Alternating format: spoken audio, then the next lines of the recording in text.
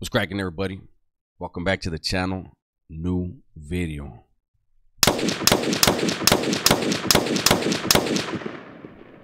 There you go. I can't find the single. It's either that or that. I gotta find that single gunshot because that one I liked it. Anyways, today we're gonna talk about an era.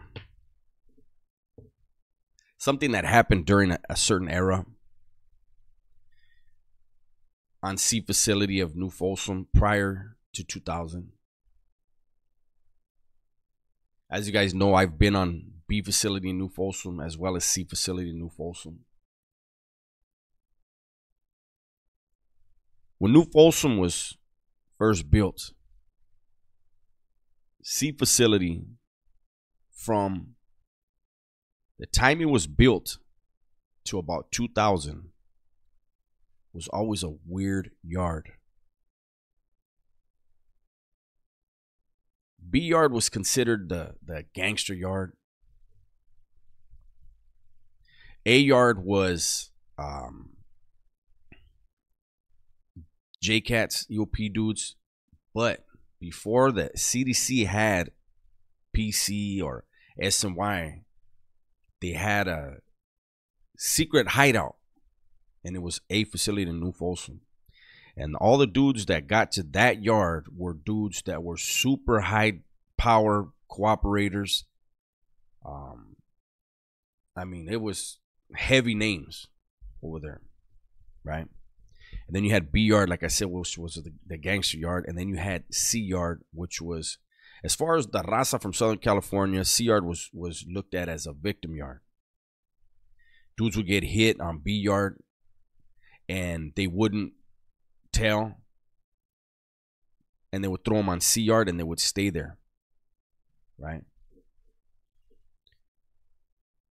And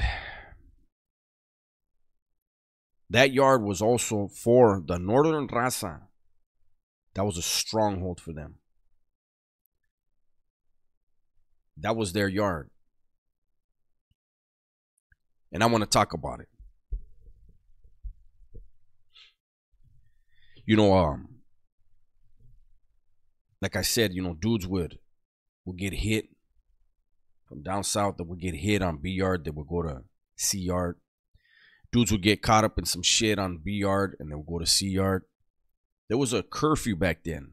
If you were from down south, you had a 9-month curfew. And I remember hearing that, right? And I remember a lot of officers be like, 9 months? That's a long ass time. Well, the thing was, there weren't any dudes that were known to be rats or anything like that over there. They were dudes that laid down, right? And so the way it was explained was, you got 9 months to be there. During those 9 months, it's only going to be the dudes that are new to the system, basically, right? It's your time. Get there. Get your money right. Get your TV. Get whatever you need to get, because you got to get off on that yard. And at least when you get to the shoe, you have your TV and you have some stuff or whatever. So that was kind of like the mentality, the reasoning, right? But here's the thing that I want to talk about. Here's the scandalous thing that I want to talk about. Dudes would hit C facility, right? Vatos from down south, Raza from down south would hit C facility. And there would be other dudes from down south. And some of these dudes had never even got hit. Nothing had ever happened to them. They just, when they left their reception center, whatever it was, they instead of sending them to B yard, they sent them to C yard. And when they got to C yard, they saw there was no politics. There was no llavero. And they enjoyed that. Them dudes were like, whatever. And then you'd have a dude land. And the dude that landed there is with it, right? Now, of course, he's going to try. It depends. he's probably gonna try to get in there and act like he ain't, he ain't with it, and find a target, give him a week or two. But the thing is these vatos that were already there, these vatos that had laid down and wanted to have their sunshine and their ice cream and all that bullshit, they would go to the vatos from up north, the Raza from Northern California, and would say, hey, that dude that just got here last night, you guys better hit him. He's dangerous. And they would. They weren't going to give the guy a week to figure out a target. They weren't going to give him 2 or 3 days to figure out a target. Oh, is that right? That's who that is? Okay, boom. And these pussies would, when I say pussies, I'm talking about these dudes that are running to the Northerners and telling them who's who. Somebody would land and it might be their enemigo from the street that they didn't like. They go run to the Northerners. Hey, that vato right there. Okay. We were in Adseg, right? And the case I picked up in Adseg, well, the shoe that I picked up in Adseg was on a vato from Sea Yard. See, what happened was a busload of vatos came. And the Raza from up north was like, nah, too many of them came. And they moved. If I remember right, they only whacked 2 dudes. Bala from MS, cut him right here. And I think it was him and Loquito from San Fernando. They whacked him. A dude was jogging. I know the guy's name and everything. He's from Sacramento. He was jogging. Loquito was walking the track. He was jogging. Boom. One shot Ersky. Hit him one time and kept running. Kept jogging. And yeah, man. But anyways, they I know for a fact they got hit. Oh, and Largo from MS got hit across the back of his neck. He was walking with Bala, the 2 dudes from MS. One got cut here and another one across the back of his neck. And I could tell you that us in Adseg, when that happened, we were extremely excited and happy. Because, the Northerners did what they had to do, what they felt they had to do. But they also did what we needed somebody to do. They brought a bunch of them dudes back to Adseg with us. Every yard we were whacking one of them. Boom. Boom. The administration was like going crazy because they were like, all the B yard dudes are stabbing up all the C yard dudes. And them dudes were trying to make their own yards. Adseg yard, nah. I think we had the 3, the 5, and the 7 yard, the Southerners and Whites, right? And we're whacking them. Prior to that, we were gathering everybody's name. Because, when vatos would go over to that yard from Adseg, we would tell them, hey, be careful. These vatos are going to fucking tell the Raza from up north, hey, this dude could be dangerous. He just came out of Adseg, so be on your toes. But we would ask them, hey, before you leave, when you get off, ask somebody if they want to go with you. But ask them right before you go. And then bring us the name. So we knew who was who. There was a particular dude from Rockwood. I really want to say his name, but I won't. And this dude was poison. He would try to brainwash all the youngsters that the spot was good. There was no politics. You could do your time. Motherfucker, you got life. These kids got life. You can't stay on C facility for the rest of their fucking lives. And I remember when I got out of the shoe in 2001 and I was headed down to New Folsom and I knew I was going to C facility. The guy from C Yard that we had whacked in Adseg, he wasn't trash. He had been out there too long, so we whacked him. I knew he was on B yard, and so I got at one of the legends. I was like, look, I'm going back to New Folsom. I'm gonna have to go to C facility. What's going on there? And he was like, fuck that curfew shit, Holmes. He said, look, you know what time it is. He said, when you get there, if you feel that we can plant a flag, we can get feria, put it together. He said, if you feel you can't, he said, get a crew together and whack as many motherfuckers as you can. I said, I got it. And as you know from other stories, 9 of us wound up leaving the bay and going down there. But what I was getting at is one of the vatos on the bus with me mentioned that dude from Rockwood.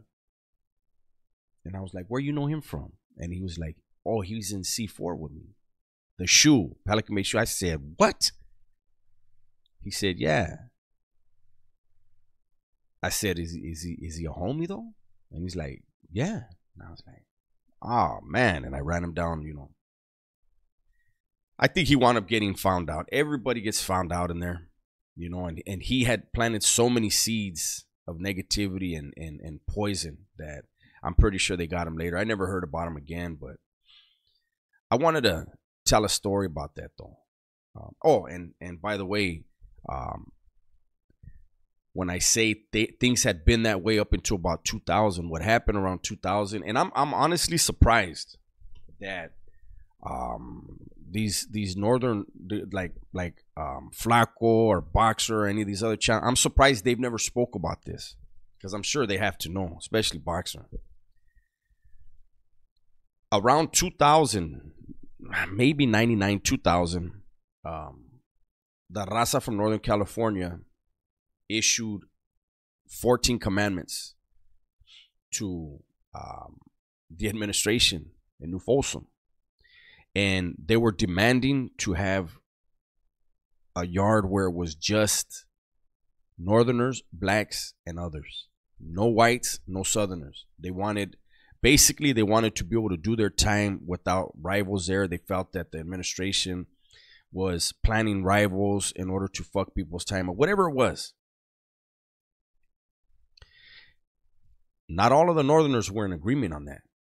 What happened was they lost the yard that way.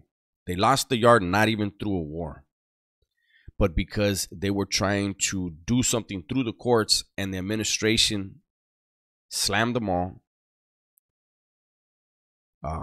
They were getting group yard, and then when all the yard was done for the day, they would let them come out for an hour after everybody was in. All the Southerners were in the buildings. It was a weird thing, man. And then you had where like they had moved, because initially it was Raza from Southern California were in blocks 7, 8, 3, and 4. Raza from Northern California were in 1 and 2, and in 5 and 6. So you had everybody mixed on both sides of the yard. And I want to say this too. The Raza from Southern California told the Raza from Northern California, listen, when you vatos go on medical escort across the yard and we're out there, we're not going to touch you.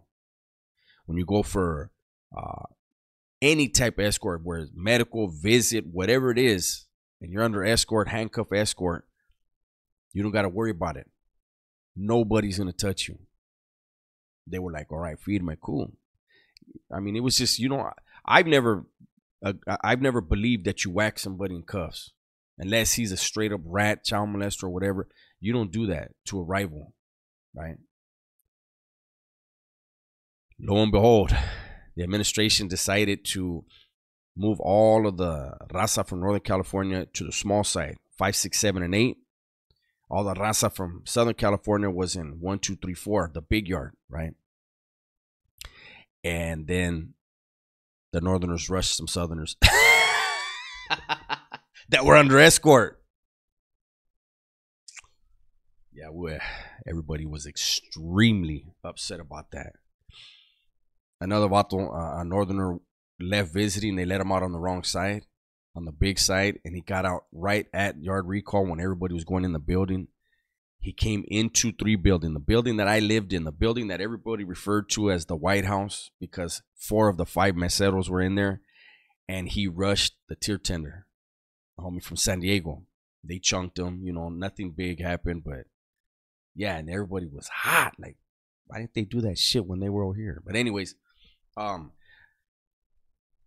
Raza from Northern California in 5 and 6 block was not in agreement with the ones in 7 and 8. I don't know which ones, but I know half of them wanted to come out and get busy, and the other half wanted to go. They wanted to exhaust the court remedy. They had started the lawsuit. They wanted to finish it. So that was just a weird thing. But this story, more than anything, was about these dudes that for a while, man, they had created this weird environment on a fucking CDC yard where, I mean, they didn't even have boundaries from what we heard. Like, blacks could walk through where they sat down, northerners could walk, like anybody could walk through, and there was no security. That's the most foreign thing. Like, you ask anybody that's been to the CDC about anything like that, and they'll be like, that's the fucking weirdest shit ever. But then I think that's the way prisons are in other states, right? Like back east and stuff. Do they have boundaries? I don't know. Over here, you got your territory is everybody. That's their area. You don't go into their area. They don't come into this area. You cross into this area, it's free game. But anyways, that's my video for today. Hopefully you guys enjoyed it. Everybody, please be safe, be smart, and tell the ones you love that you love them. I'm out.